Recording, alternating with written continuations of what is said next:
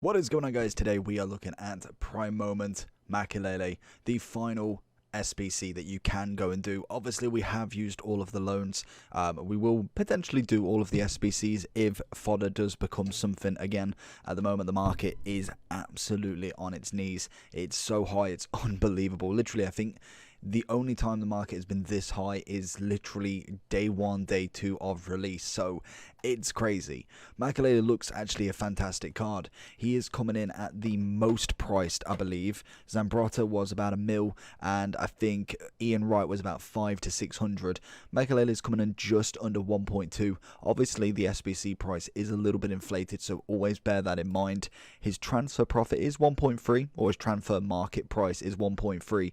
So again, it's not terrible. It's not too far away. We will have a look at the SBC in the overall. We are again trying to play champs. We're trying to get through. I think we have only lost 1 game out of the 6 that we've played with the Prime Moment. So Makelele's got some big boots to fill. He is taking my Essendon's place for this couple of games in that big CDM next to Kevin De Bruyne Team of the Year. So should have a nice partnership there. In terms of the chemistry style, we're going to be looking potentially at a shadow or an anchor, depending on what I've got. A shadow would take him up to a 93 DM, and a anchor would take him up to 94, which I think is what I'm going to do with him. He is a low attacking work rate and a high defensive with 3-3. Right-footed 5'9" with a solid player traits, and obviously Chelsea is where I personally remember him the most. Obviously played for PSG as well. I don't think I do remember him playing for PSG, but it's like I knew the Prem at that point, but I wasn't a massive, like, I can't remember it all. It was what, 2006, so he was around in my era kind of thing. But I think I was only about 12, so obviously remembering all of it wasn't quite fully, but sticker books and all of that does kind of jog your memory a little bit. In terms of stats, great composure, pace, especially with an anchor, goes up to 87. You could get it up to 92 with a shadow, but I just think that extra balance of getting a bit more on your physicality and defending is better than just 1. So you would end up with 95 defending and 96 physical, which we will just whack in now. He hopefully should be a 10 chemistry as well, just because he is DM. Where's anchor? He is a DM and obviously an icon, so he's in the right position. He will be a 10, so we'll see the max boost from him. So as you can see, all of the 5s, 10s, all of that doing wonders. 98 strength, 96 aggression. He'd also have 96 jumping, 96 defensive awareness. What's that? 98 interceptions, 99 standing tackle, and 99 slide. Obviously, agility balance is looking nice. He is 5'9", so he's a small player. He's going to be quite agile. I would say he'd be very, very, very similar to a Conte. Literally French CDM. You couldn't write it any better. So, and both Chelsea as well. God, that's weird. But anyway, let's jump in. He's got decent passing as well. Oh God, 93 short, 86 long. He looks a solid card. Literally, if he had a 4-star weak foot, maybe even a 4-star skills, just to stretch that out, but the weak foot definitely, you could be looking at a fantastic card. Let's jump straight in. We've got the anchor on him. See what he can do. Somebody likes an icon pack, I can tell you that very much. Makelele trying to sort Zola out. He's not really had a touch of the ball yet. 10 minutes in, not seeing a single ball. Find him again. Let's push him forward a little bit. Get him a bit of ball time. See what he can do. He's making the run forward. What pace we got? We got 87, haven't we? It's a nice little turn from him. Vieira's going to take it away from him. To be honest, if anybody's going to take it away, a Vieira. Probably the kind of better outcome rather than someone really bad. Into him again. It's going to be kind of that passing out play. Feels nice on the ball though in terms of agility side. Does feel quite nice. Still running forward. Find Mane. Is he offside?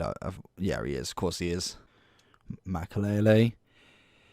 Into an unseen Bruno, who's going to come down for a penalty in the 7th minute. First thing he's done all game, and literally first thing is technically he's assisted a penalty.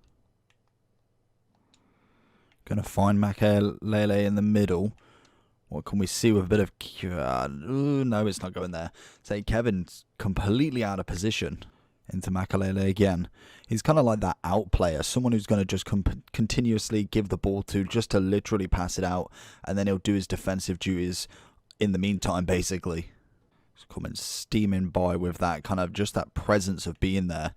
Obviously, he has got a bit of pace on him as well, so he's really not slow in terms of getting to the players either, so they've got to think quick on their feet, which is always a nice one to put someone under pressure.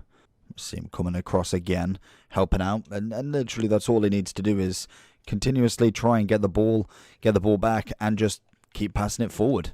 Literally, as perfect as it is, he seems, like I say, very much like a Kante, very expensive Kante, don't get me wrong.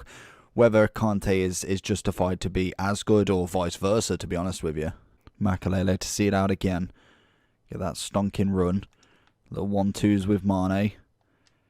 Find the ball through potentially. Oh, Ronaldo messing up this time. Into Makelele. Go for that big ball into Bruno. A little bit far. That was poor player animation there. Makelele out. Lovely. Gets the touch just to get it out in time. Working well with the little 1-2s from Bruno. Can we see Ronaldo in? He's going to go toe-to-toe with Boateng, who just seems to always get Ronaldo. Don't get how. Like, Ronaldo's so much quicker. Find Makelele again. Get little 1-2s on the go. See what we can find from him. Oh, geez, good tackle. Makelele's got to be coming centre, and he does manage to make it just.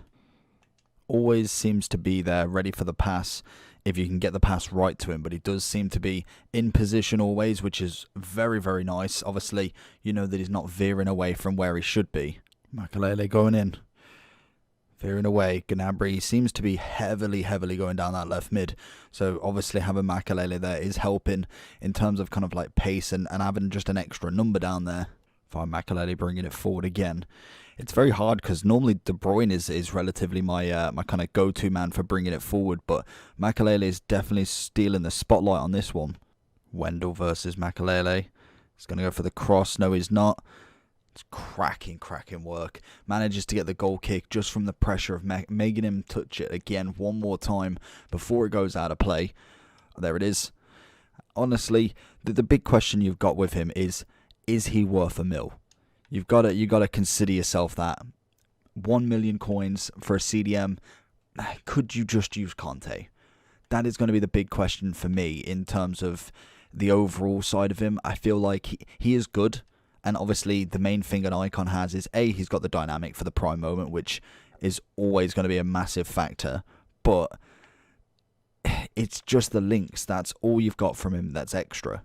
Otherwise, it is literally gold Kante.